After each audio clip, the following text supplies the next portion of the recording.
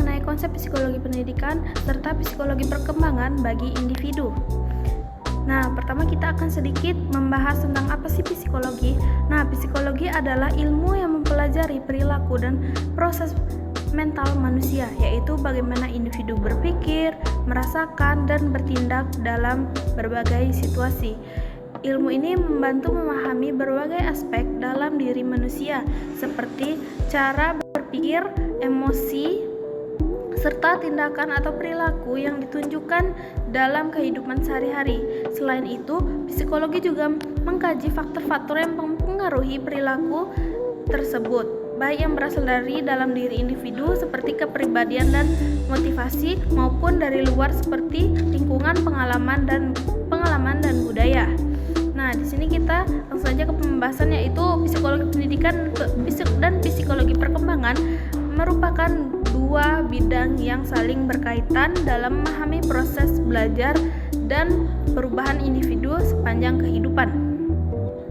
Yang pertama, psikologi pendidikan menekankan pada bagaimana individu memperoleh, mengelola, menyimpan, dan menerapkan pengetahuan serta berbagai faktor yang mempengaruhi keberhasilan belajar, baik faktor internal seperti motivasi, minat, bakat, dan inteligensi, maupun faktor eksternal seperti lingkungan, keluarga, sekolah, metode pembelajaran, serta interaksi sosial. Sementara itu, psikologi perkembangan mengkaji perubahan individu secara menyeluruh dari aspek fisik, kognitif, sosial, emosional, hingga moral sejak masa prenatal hingga lanjut usia. Keduanya menjadi landasan dalam menciptakan proses pendidikan yang efektif, adaptif, dan sesuai dengan karakteristik peserta didik. Dalam kajian perkembangan, terdapat perbedaan antara pertumbuhan dan perkembangan. Pertumbuhan bersifat kuantitatif dan berkaitan dengan perubahan fisik yang dapat diukur, seperti tinggi dan berat badan. Sedangkan perkembangan bersifat kualitatif yang mencakup perubahan kemampuan berpikir, kematangan emosi, serta perilaku.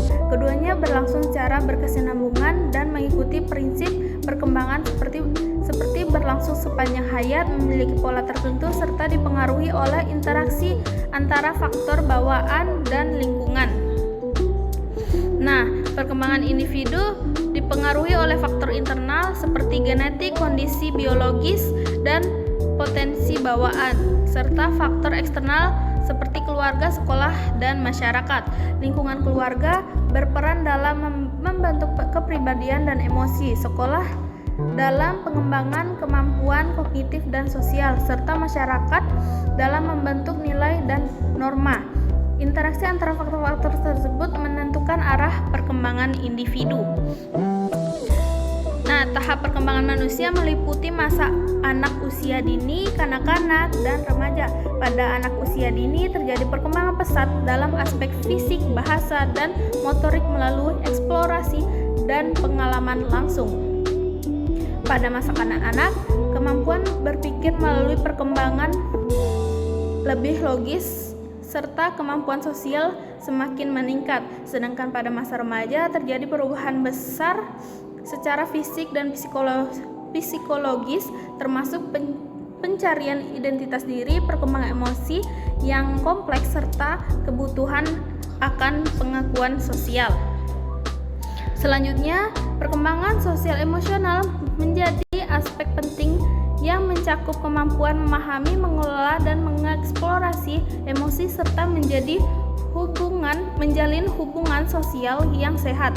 Individu belajar empati, kerjasama, serta menyesuaikan diri terhadap norma sosial. Keberhasilan dalam aspek ini akan menghasilkan individu yang percaya diri dan mampu beradaptasi, sedangkan kegagalannya dapat menimbulkan masalah emosional dan sosial.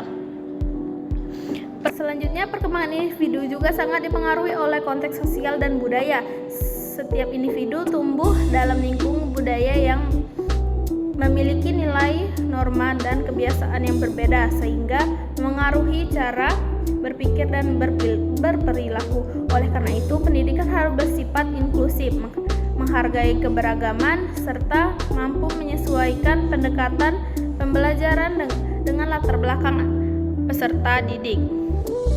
Selanjutnya di sini ada inteligensi. Inteligensi merupakan salah satu aspek penting dalam perkembangan kognitif yang tidak hanya mencakup kemampuan akademik tetapi juga kemampuan berpikir logis, memecahkan masalah, beradaptasi, serta memahami aspek sosial dan emosional. Setiap individu memiliki potensi kecerdasan yang berbeda, sehingga diperlukan pendekatan pembelajaran yang fleksibel dan beragam agar semua potensi dapat berkembang secara optimal. Perkembangan kognitif berlangsung secara bertahap, dari tahap berpikir konkret menuju abstrak, logis, dan sistematis. Hal ini menunjukkan bahwa strategi dalam metode pembelajaran harus disesuaikan dengan tahap perkembangan peserta didik agar lebih efektif dan mudah dipahami.